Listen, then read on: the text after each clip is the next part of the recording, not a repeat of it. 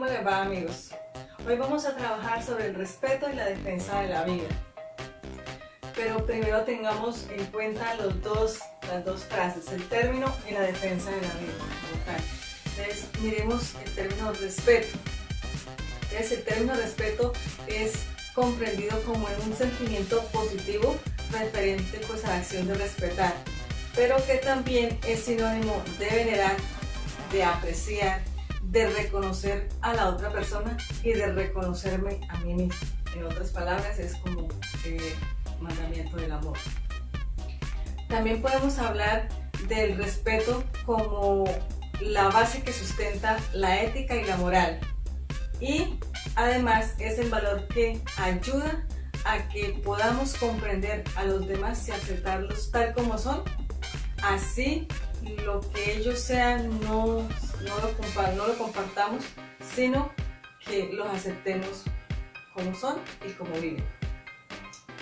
La otra parte que tenemos que mirar es la defensa de la vida.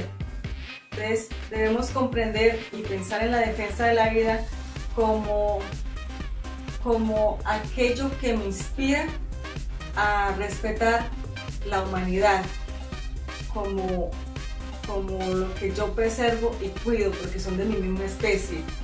Pero eso también me llevó a mí a preguntar algo tan sencillo, pero a la vez es que es difícil de responder, que es ¿qué es la vida? ¿Qué es la vida? No, pues algo que nos da Dios, algo bonito, algo natural, ¿no? No sé. La vida para mí es un aprendizaje continuo a través del servicio a los demás.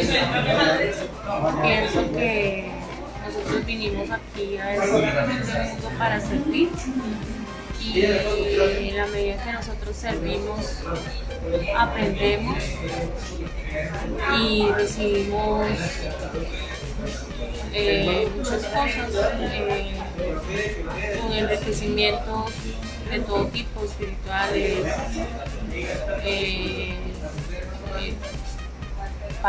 que nos sirven para nuestras áreas personales, profesionales, pero en realidad pienso que es un aprendizaje continuo.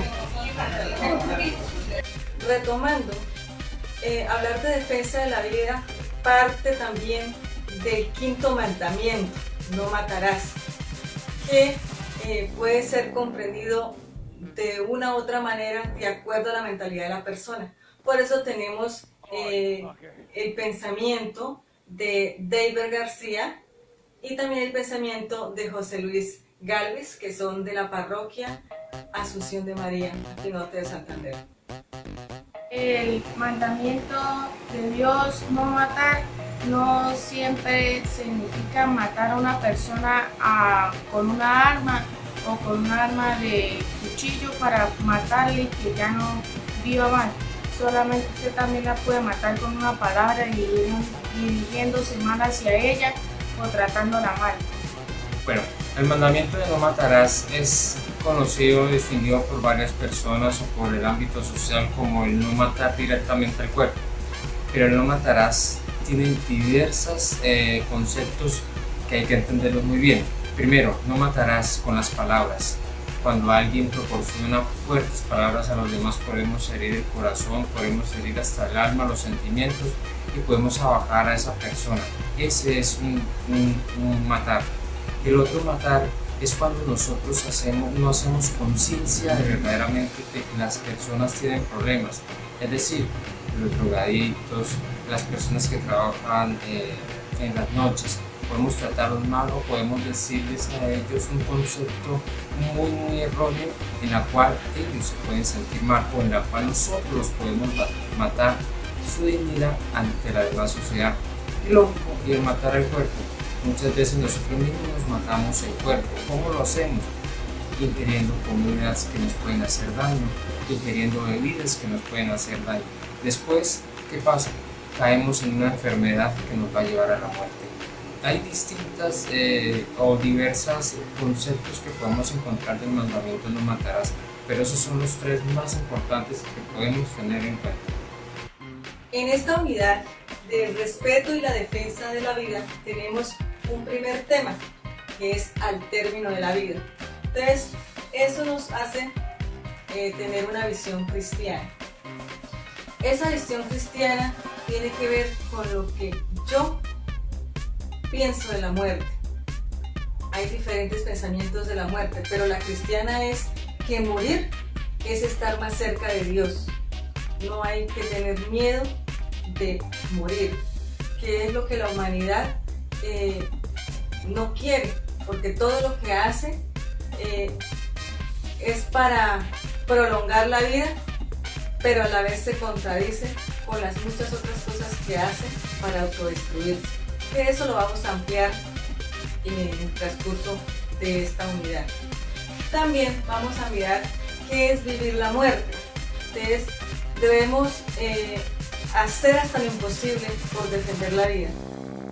Y ello tiene que ver con la defensa de la muerte. Por eso vamos a escuchar a un ministro muy conocido por nosotros, que siendo ministro de salud padece de cáncer, y cómo le ha cambiado su vida la enfermedad. Yo creo que uno podría decir que han cambiado cosas en dos partes. Primero, aquí en la cabeza. Yo creo que la perspectiva de la vida, del trabajo, el mapa de afectos cambia.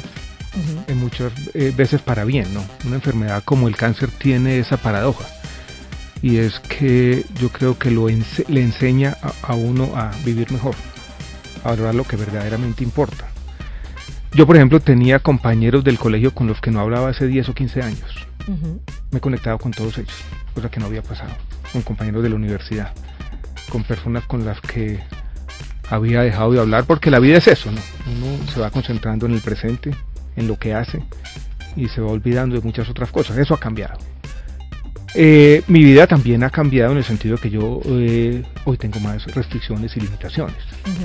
El tratamiento es difícil porque yo paso 4 días hospitalizado y después 2 o 3 días en un proceso de recuperación.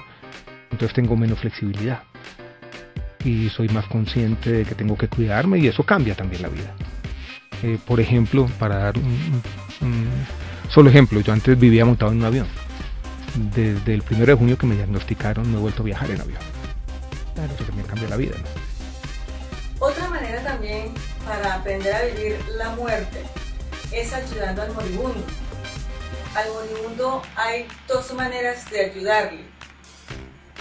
La una es ayudarle a pasar mejor el dolor, a suministrarle los medicamentos, a consentirlo, a ayudarlo a alimentar y vivir en él ese sufrimiento y esa paciencia que ha de tener ante la muerte. Cuando una persona allegada está enferma y en peligro de muerte, uno empieza a valorar más la vida. Pero también debemos ayudar al moribundo, ayudarles a morir cristianamente. ¿Qué es morir cristianamente? Pues morir en los sacramentos. ¿Cuáles son los sacramentos que son los necesarios para morir dignamente? El sacramento de la penitencia, el sacramento de la Eucaristía y la unción de los enfermos. Otra forma de ayudar a prolongar la vida de un moribundo es la donación de órganos, que es un tema que se ha tratado por diversas formas y algunos estamos de acuerdo, otros no están de acuerdo.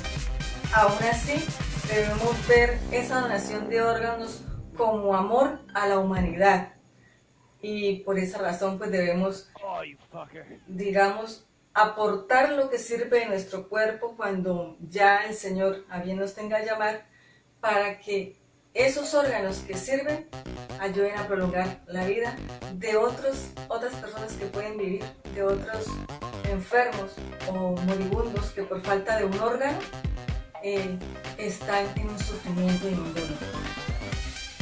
Compartamos también un aporte de Andigoni Sánchez, que es aprendiz del SENA.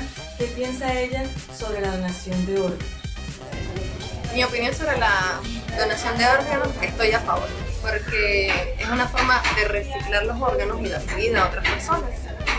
Es una forma de no desperdiciar lo que queda bueno de nosotros como seres humanos, es una forma de poder darle otra oportunidad a las personas que lo necesitan.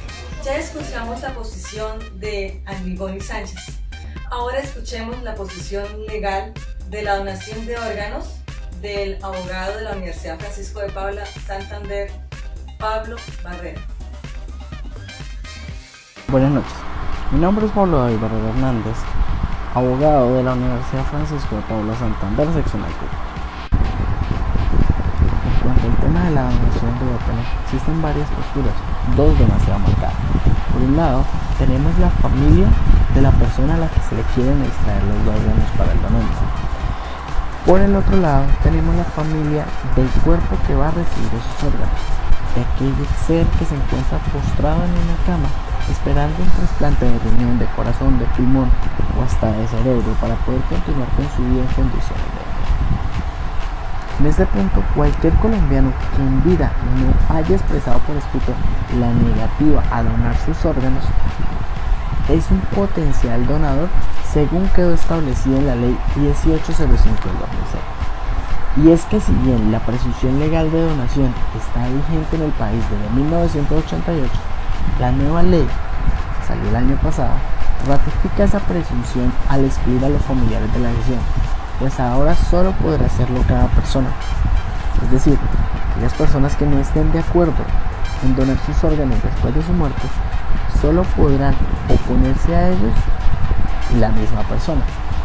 No podrá hacerlo ningún familiar y además debe dejarlo previamente escrito antes de su muerte.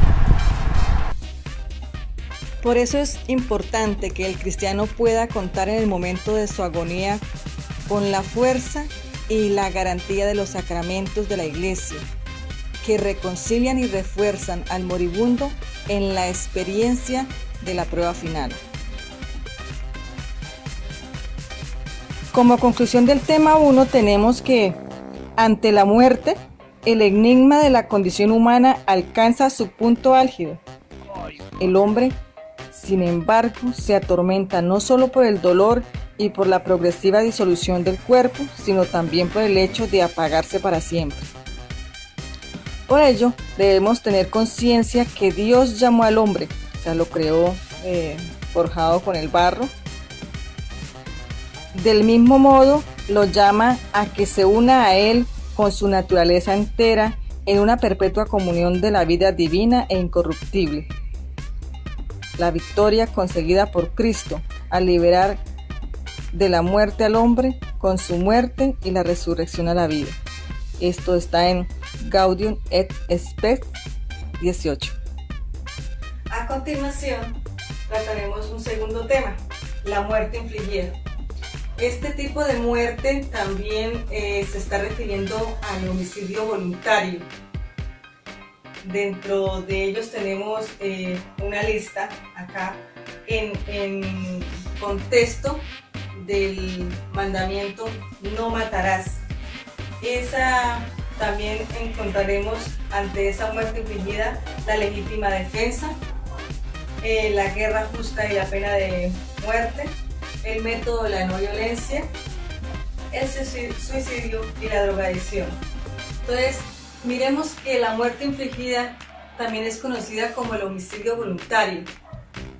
Por ello encontramos también el apartado del Catecismo de la Iglesia Católica en los numerales 2268 hasta el 2269, dentro de los cuales está abarcado el quinto mandamiento como tal, no matarás.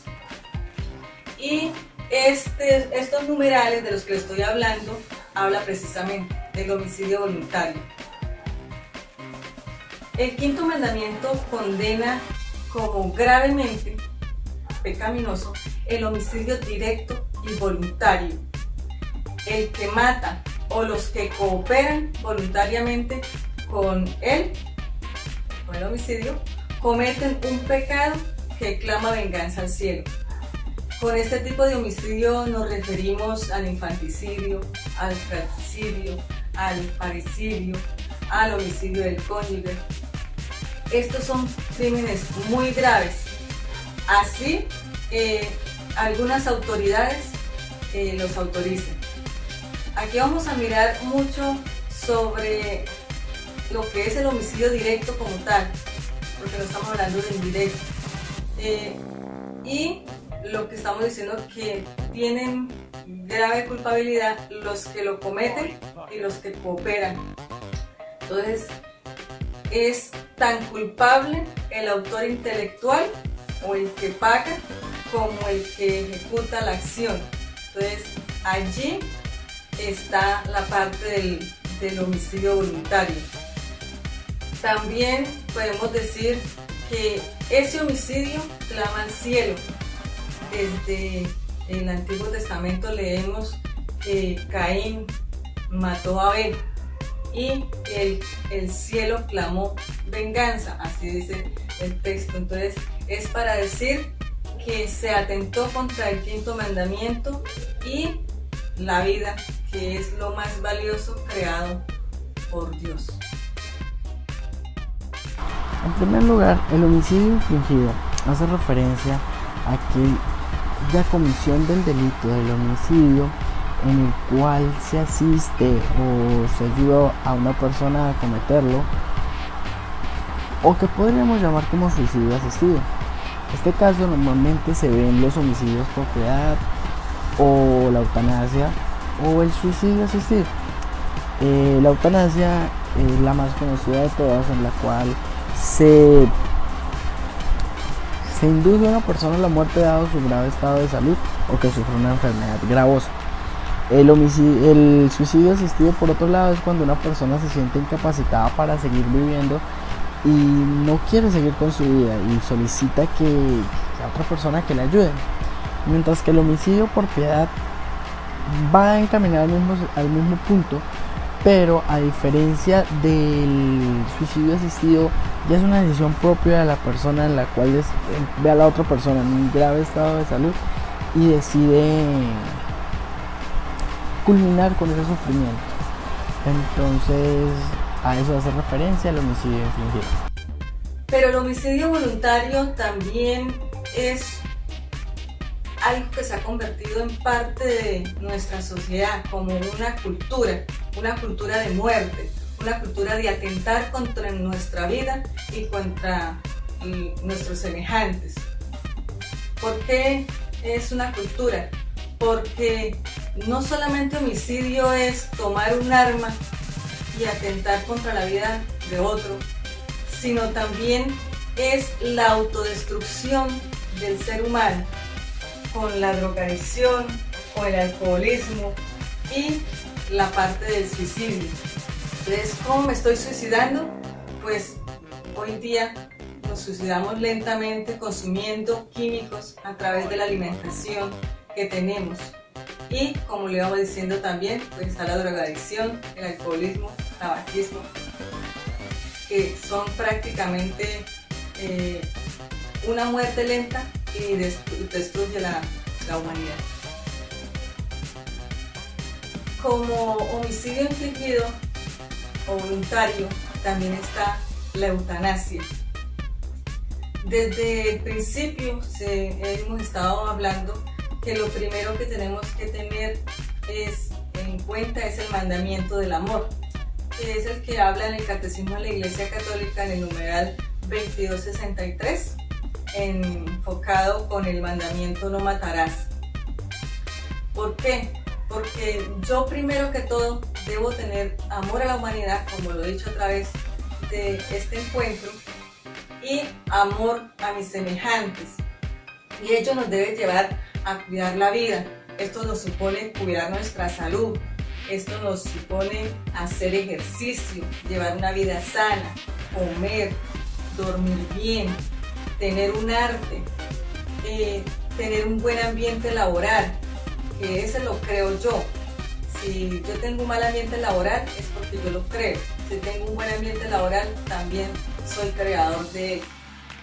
Entonces, prácticamente lo que nosotros debemos hacer es cuidar sobre todas las cosas la vida, porque es nuestro deber luchar por la vida. Ya aún así, teniendo la enfermedad, debemos luchar con la enfermedad, aprender a tomarnos los medicamentos, aprender a sufrir con paciencia el dolor de la enfermedad.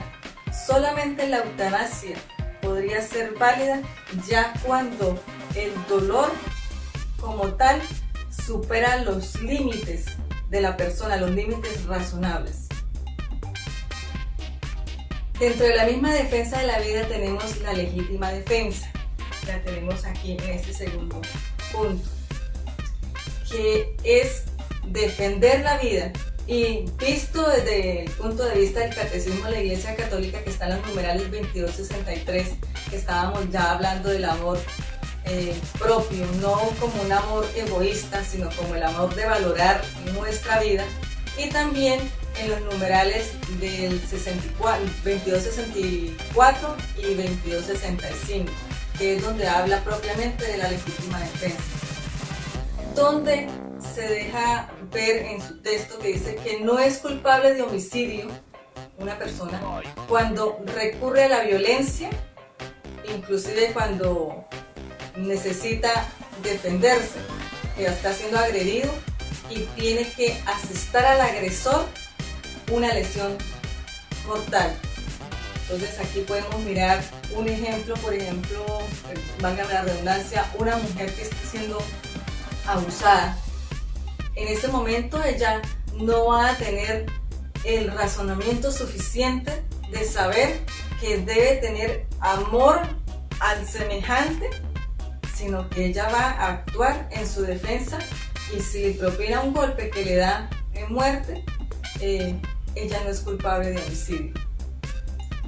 También la legítima defensa puede ser no solamente un derecho, sino también es un deber,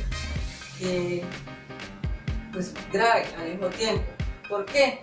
Porque es un derecho, porque yo debo defenderme sea cual sea la situación, pero se me convierte en un deber porque yo soy responsable de cuidar la vida de la humanidad. Por lo tanto, yo puedo renunciar siempre en una situación a la legítima defensa, pues como una manera de defender la sociedad antes que la vida propia. En cuanto a la legítima defensa, cuando un Estado como el colombiano, que hasta ahora solo es democrático y de derecho en el papel, es presa del derrumbe institucional, la corrupción, la falta de legitimidad, la ausencia de autoridad, la asfixiante desigualdad social, el desgobierno, la injusticia, entre tantos otros dilemas, los ciudadanos terminamos inermes y desamparados en manos de los criminales. Por eso, como sucede estos días, algunos, en vez de luchar por el Estado de Derecho, claman por la justicia privada e invocan el derecho legítimo a defenderse, para excluir su propia responsabilidad y culpabilidad a raíz de las actuaciones realizadas. En este punto hay que reflexionar. La legítima defensa es un instituto que exonera de responsabilidad a quien realice la conducta punible, para repeler una agresión injusta, actual o inminente contra su vida u otros bienes jurídicos de los cuales es tenedor de derechos, siempre que la repulsa ejercida sea proporcional a la agresión y se obre con la finalidad única y exclusiva de defenderse, es decir, debe cumplir el requisito subjetivo del tipo penal. La legítima defensa puede ser propia o ajena, esto es viable acudir a ella para proteger un derecho que me pertenece o proteger un derecho de un tercero que se ve en inminente amenaza. El Código Penal prevé en su artículo 32 ausencia de responsabilidad. No habrá lugar a responsabilidad penal. De la defensa personal pueden seguirse en dos efectos, el primero de los cuales es la conservación de la vida propia, mientras que el otro es la muerte del agresor. Solo el primero es intencionado, el otro es involuntario. Si uno al defender su vida usa mayor violencia de la necesaria, su acto es ilícito. En cambio, si reacciona con moderación, entonces la defensa es lícita. Nos queda finalmente la guerra justa y el método de la no violencia. como una manera de la defensa de la vida. Pero la guerra justa pienso que está en contra de ese respeto a la vida, porque aquí se contempla la guerra justa como la de armar las autoridades para defenderse dentro de una nación o contra otra nación. Ya prácticamente le están justificando a unas autoridades matar y atentar contra la vida de otros seres. En cuanto a la pena de muerte, pues ya definitivamente pienso que la sociedad que declara la pena de muerte le hace falta a Dios, le hace falta amor al prójimo. Han perdido esos valores tan importantes como es su fe y el amor a los demás. Por lo tanto, pues no se aman a sí mismos y no tienen ningún reparo en destruir al otro por egoísmo, por físico egoísmo. Ahora pues, pienso que el método de la no violencia es muy bueno, porque es aprovechar las bienaventuranzas, es ser compasivo, es ser misericordioso, y aparte de eso, apoyar valores éticos como la tolerancia, la comprensión, la justicia, y enmarcado en el mandamiento del amor. Así lo decía Pablo: ser compasivos, ser justos, ser misericordiosos, y eso es lo que generalmente se recomienda. Se ha notado en la historia de alguna nación, en el caso particular Gandhi, que él optó una guerra, digamos así, de la no violencia, un método de la no violencia, y de esa manera él se volvió historia, y se puede decir que con esa idea de la no violencia se inmortalizó porque es efectiva.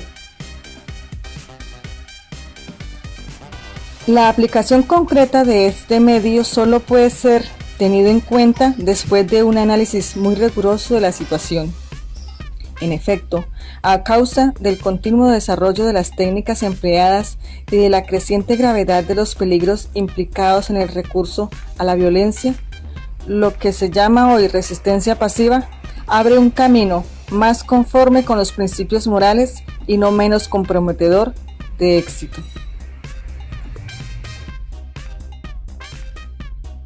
Como conclusión del tema 2, tenemos: Dios se proclama Señor absoluto de la vida del hombre, creado a su imagen y semejanza.